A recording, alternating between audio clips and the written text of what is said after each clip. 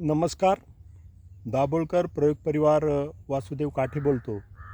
आज आपण खरड छाटणीमधील घड निर्मितीचा दुसरा टप्पा समजून घेणार आहोत. तर त्याकरता आपण प्रत्यक्ष जी वाढ आहे त्याच्यावरच विचार करूया. या ठिकाणी ही सपकेन झालेली आहे. सपकेन केल्यानंतर ही जी ही फुटते आहे किंवा फुटून एवढी आलेली आहे. इथंही त्याचप्रमाणे आहे, इथंही त्याचप्रमाणे आहे. तर या स्टेजला घड निर्मिती करता इथं पाणी जादा व्हायला नको आहे.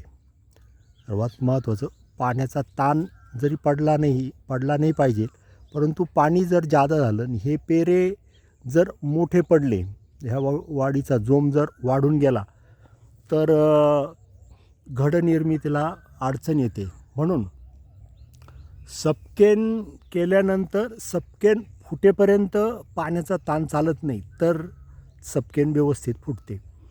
परंतु सपकेन फुटून अशा वाढू जेव्हा लागतात, हे बघा, ह्या सपकेन फुटून वाढू लागलेल्या आहे. या काळास हलकाचा ताण आपण दिला पाहिजे. जर आपले लोकलचे प्लॉट असतील तर CCC प्रति 200 लिटर पाण्यास 250 मिलीपर्यंत एवढी जर जोम असेल तर दिलं पाहिजे.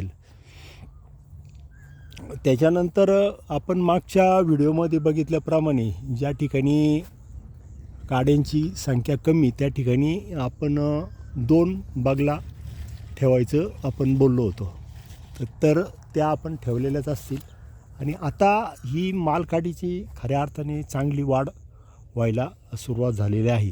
तर या अवस्थेत मालकाडी तयार होण्याकरता एकतर आपण आत्ता बघितल्याप्रमाणे माफक पाणी पुरवठा हवा, पाणी जादा व्हायला नको, शेंडा वाकडा व्हायला नको. शेंडा जर वाकडा झाला तर समजायचं आपल्या बागेत जोम जास्त आहे, पाणी जास्त होऊ राहिलं.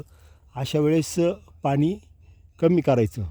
आता ह्या बागेचा जर पर्टिक्युलर विचार केला तर या ठिकाणी काही ठिकाणी शेंडे हे वाकडे दिसतात. तर याला जर आपण समजा 7व्या दिवशी 6 तास पाणी देत असाल तर ते 2 तास कमी केलं पाहिजे. अशा रीतीने पाणी पुरवठा केला पाहिजे. आता ही जमीन जी आहे ती 2 फूट काळी माती आहे, म्हणून या ठिकाणी 7व्या दिवशी पाणी, एकदमच मुरमाड असेल तर त्या ठिकाणी 4थ्या दिवशी पाणी द्यावं लागतं. घड निर्मितीकरता ज्या सर्वात महत्त्वाच्या गोष्टी त्या आपण पहिल्यांदा समजून घेऊ. घड निर्मितीकरता सर्वात महत्त्वाचा असतो सूर्यप्रकाश. आणि तो सूर्यप्रकाश आपल्याला ह्या शेवटच्या डोळ्यापर्यंत सगळ्या डोळ्यांना मिळावा म्हणून काड्यांची गर्दी नसली पाहिजे. आणि दुसरं महत्त्वाचं जे असतं काडीचा जोम. काडीचा जोम हा मध्यम असला पाहिजे. जोम जर वाढत असेल तर पाणी कमी केलं पाहिजे.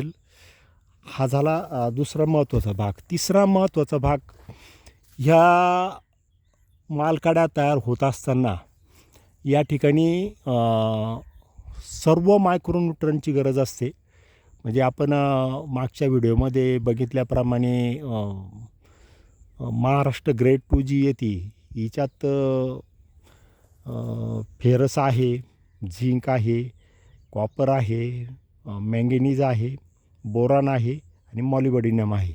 त्याचबरोबर नेचर ॲग्रोकेमिकलचे जे येते त्याच्यात 12% सल्फर एक्स्ट्रा आहे आणि 4.5% मॅग्नेशियम आहे एक्स्ट्रा. तर त्याचाही वापर या ठिकाणी 1 स्प्रे प्रति लिटर 1 ग्रॅम याप्रमाणे झाला पाहिजे. ते आपल्याला तुम्हाला जर पाणी चांगलं असेल, पाण्यात जर फुटत नसेल तर ते बुरशीनाशकाबरोबर चालतं. त्याच्यानंतर दुसरा महत्त्वाचा जो घटक घड निर्मिती करता लागतो तो म्हणजे फॉस्फरस. तर फॉस्फरस द्यायचा म्हणला तर वरतून जर द्यायचा म्हणला तर तो इन्स्टंट आपल्याला कोणता द्यायचा ते बघू. आणि खालून जेव्हा आपण फॉस्फरस देतो तेव्हा तो खालून वर यायला 15 दिवस लागतात फॉस्फरसला आणि सर्वच मायक्रोन्यूट्रंटला. तर ते 15 दिवस अगोदर ही जी फूट दिसती ही फूट येण्याच्या 15 दिवस अगोदर दिलेलं असलं पाहिजे. ते आपण कदाचित आपल्या शेड्यूलप्रमाणे दिलं आहे असं आपण गृहीत धरू. आज आपल्याला याला फॉस्फरसची गरज आहे. तर याला चांगला ॲक्टिव्ह होणारा, शोषला जाणारा फॉस्फरस जर आपल्याला द्यायचा असेल तर potassium salt of phosphorus acid जे नेचर ॲग्रोकेमिकलचं प्रोफिट नावाने येतं आणि ते हायग्रोस्कोपिक आहे.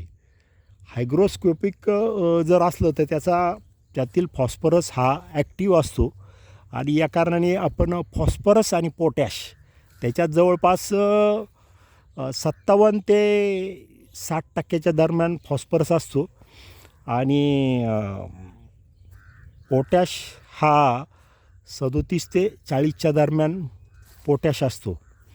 तर असं हे जे आहे हे आपण औषध जे आहे प्रोफिट नेचर ॲग्रोकेमिकल त्याची फवारणी ह्यावेळेस केली पाहिजे. त्याने काय होणार आहे, याला फॉस्फरस मिळणार आहे, याला पोटॅश मिळणार आहे. त्याचबरोबर ह्या पानांची मजबूती वाढणार आहे, पानांचा हिरवेपणा वाढणार आहे. त्याचबरोबर पानाची जाडीसुद्धा वाढती असं आम्ही केलेल्या प्रयोगातून लक्षात आलेलं आहे. तर त्याकरता ह्या स्टेजला एक स्प्रे आणि त्याच्यानंतर टॉपिंग आपण जेव्हा करतो, टॉपिंग करताना दुसरा स्प्रे, अशा रीतीने आपण त्याचे 2 स्प्रे दिले पाहिजे.